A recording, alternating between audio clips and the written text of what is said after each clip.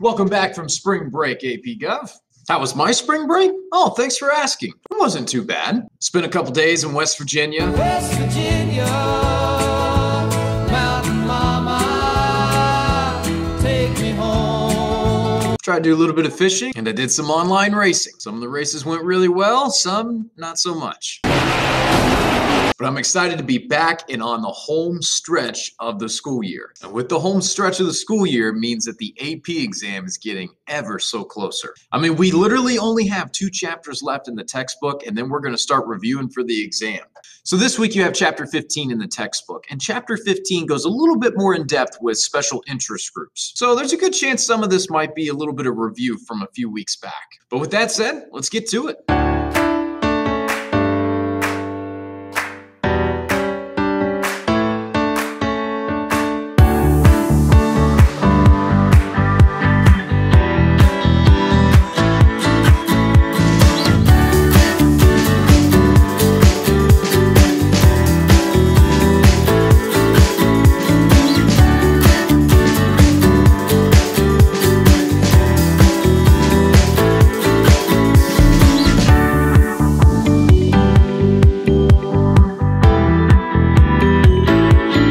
So about a month or two ago, you might remember we talked about the fact that Americans don't usually go out and vote a whole lot, but they do participate politically. And one of the ways they can participate is by being part of an interest group. Notable examples include the National Rifle Association, AARP, or even a union you might be a part of. Chapter 15 is going to take some time to remind you of some of the earlier concepts we talked about at the beginning of the school year and how those connect with special interest groups. So let's harken back all the way to Federalist Paper number 10, because your right to form groups is, in essence, forming a faction. Special interest groups are factions as well.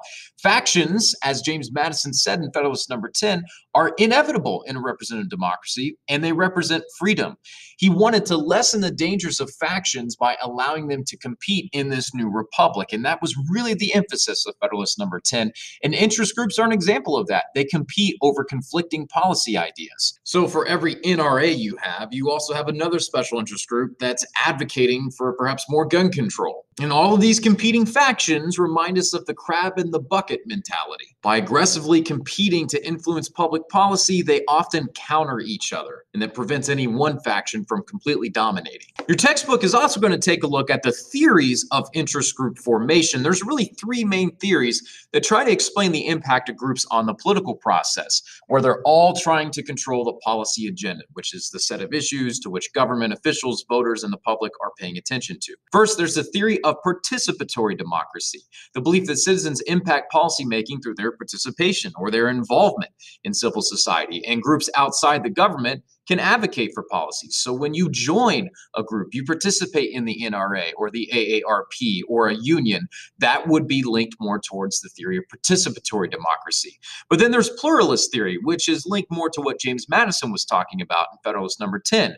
And that's where political power is distributed among many competing groups, which means that no one group can grow too powerful. Again, the crab in a bucket mentality. And then there's elite theory. And that theory is that the wealthy elite class have a disproportionate amount of economic and political power. And this is where you could talk about wealthy donors, powerful political action committees and special interest groups, lobbying members of Congress to give them special privileges. Now, all special interest groups are trying to achieve collective action that's effective.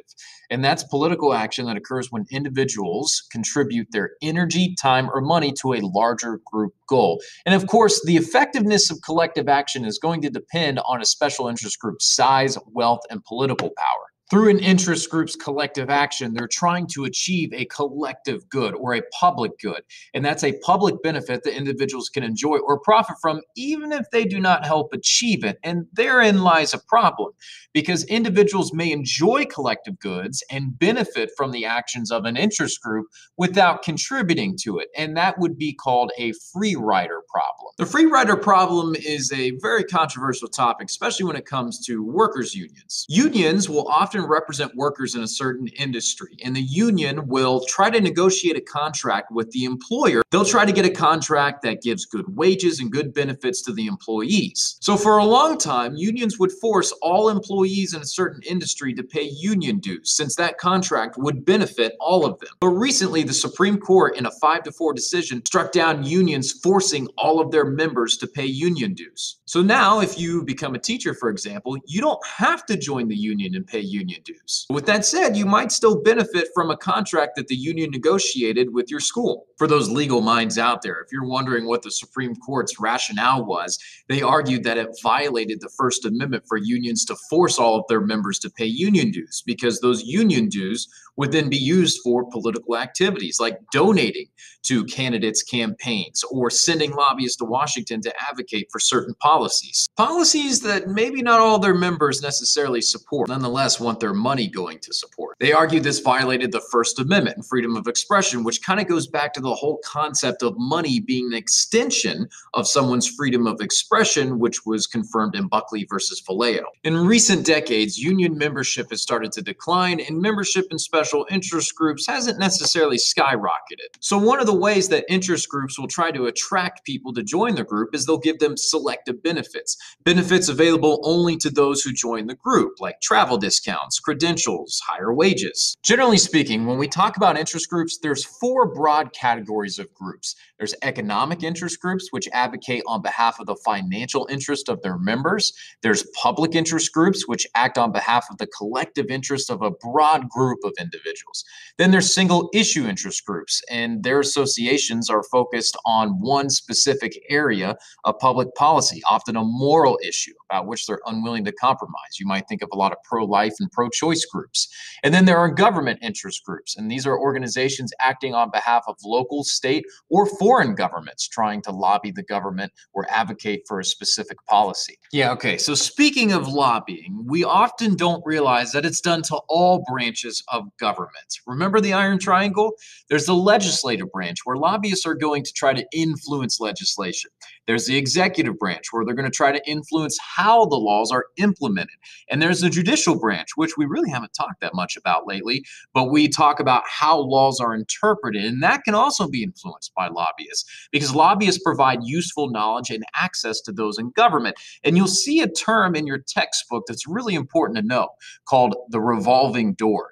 And that's the movement of individuals between positions in government and lobbying positions. And that's where lobbyists may have formerly been in the government. Maybe they were in the president's cabinet or in an executive agency, and they worked there and they know how it works. So then when they leave, they are courted by lobbying groups who want to hire them to go back and talk to their friends about how to advocate for a certain group or a certain policy proposal. After getting separated from his school group, young Toby makes an interesting discovery. Hey, mister, what's this? Oh, this? It's the revolving door. Cool. What's it for? A bunch of things, mostly making money. Neat. I like making money. Don't we all? But if you're a lawmaker like me, you can't just leave and immediately make a ton of money by influencing your old coworkers. Bummer. Well, actually, you can. So it's not surprising to see a lot of people who used to be in the government in either Congress or the executive branch suddenly become lobbyists when they leave because they know the system really well. And it's not surprising that lobbyists have greater access to policymakers than average citizens do. Some of the wealthiest and most influential organizations and industries are really good at hiring a lot of revolving door employees. So it's unsurprising that a lot of these organizations wield a lot of influence in government. Yeah, I'm looking at you, pharmaceutical companies. All right, so let's take a look at how these interest groups specifically lobby each of the individual branches of government. And we'll start with probably the most common one, the legislative branch. So Congress is an obvious target for lobbyists. It's like a stray dog that starts hanging out around a hot dog stand. And they have a lot of different tools in their bag that they can use when it comes to influencing legislation. They can literally contact members or their staff. They can prepare research reports and briefs to bring more attention to an issue, especially whenever there are congressional hearings about a particular topic. They can even literally write bills. Yes, they can draft bills and then lobby to have them introduced. And of course, they can also provide useful and timely information to keep members of Congress up to date and informed on what's going on in a particular realm. Wait, Mr. Lucas, how can lobbyists actually write legislation when they have no legal background? I mean, they don't have any experience writing legislation. And that's why they call it the revolving door, kid. Do most people even know about this? I guess you do now. Who cares? Whoop, gotta go. Now I'm a lobbyist. And so young Toby learns a valuable lesson about democracy and transparency, or lack thereof. Now, when the executive branch tries to establish rules and procedures, bureaucratic agencies often will try to generate data and hire experts, and that's where lobbyists can come in.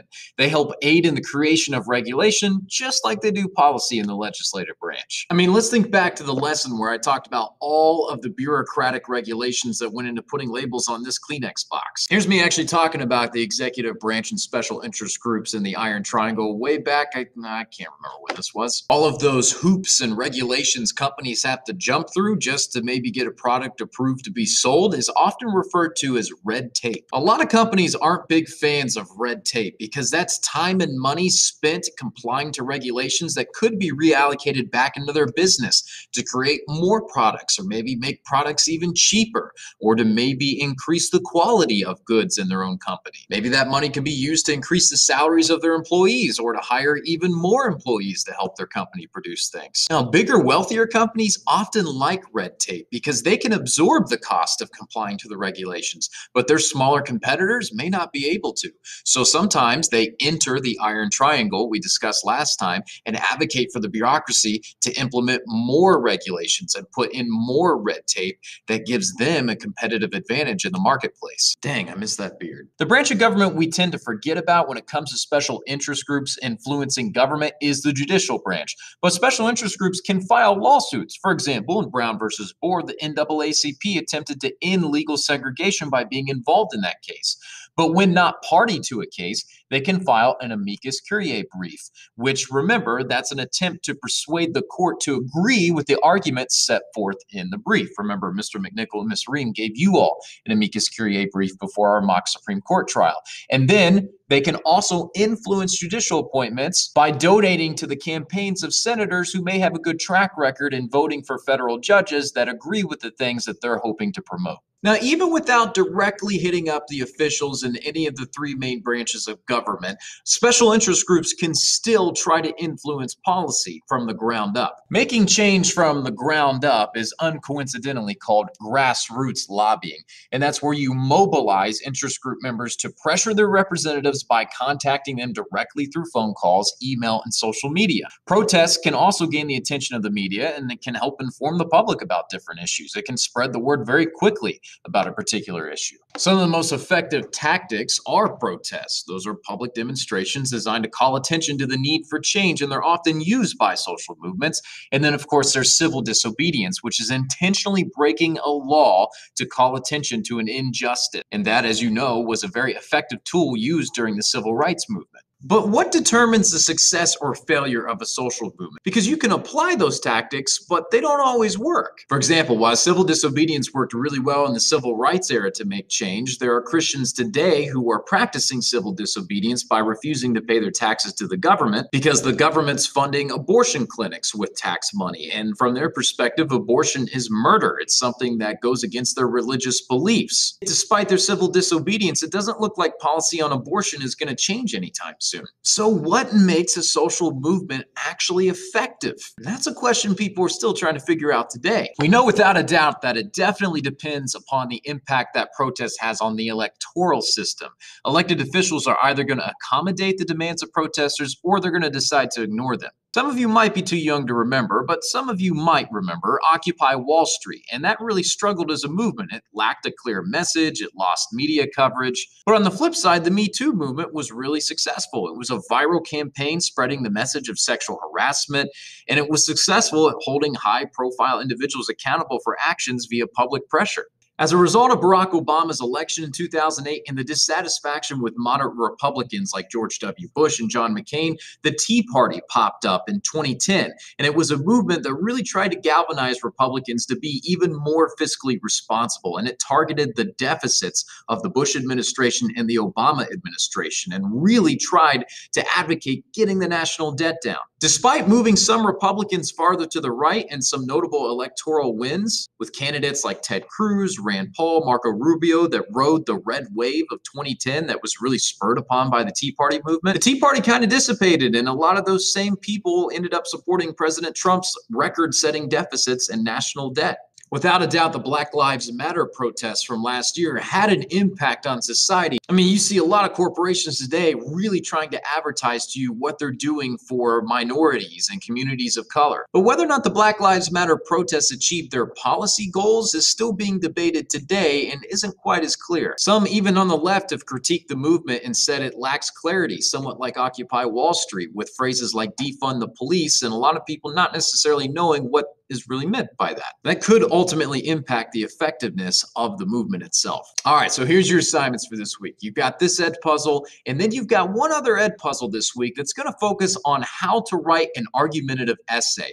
Of the 4 FRQs you're going to get on the AP exam, you're going to get an argumentative essay, and we haven't really practiced those yet. I've wanted to save that more towards the end of the year, but this video is going to go over the strategy you need to take when approaching those. And at the end of the Ed puzzle, I'm going to give you a practice FRQ instead of making it a separate assignment. We'll just put it on the end of the Ed puzzle, but be sure to look at the feedback when I return that Ed puzzle to you. And listen carefully to the guy in the Ed puzzle. He's actually an AP reader. He's someone that actually grades some of the exams, so he knows what he's talking about. The one bit of advice I will give you all is to make sure you're answering what each section of the question is asking you to. I think some of you have gotten into a habit with your FRQs of just really rehashing or reheating the same statement, but just making it slightly different. So even though the question is asking you to do different things, you're basically writing the same thing, but just rewording it a little bit differently. And it kind of sounds like 10 people died in the Bronx last night due to a fire that killed 10 people in the Bronx last night during a fire. Fire officials say all 10 people died due to the fire, which was too hot for their bodies. Okay, so yeah, try to avoid having your FRQs sound like that. And lastly, this week, make sure you outline all of Chapter 15. It's just 3 sections, but make sure you're being thorough in your chapter outlines, because there is stuff in your textbook that I don't talk about in the lecture videos that could very well pop up on the AP exam. And that'll do it for this week. Hey, tell you what, if you want to share what you did on spring break, feel free to drop a comment on this post in Google Classroom. I'd love to hear what you guys did. As always, reach out if you need anything, and have a great week.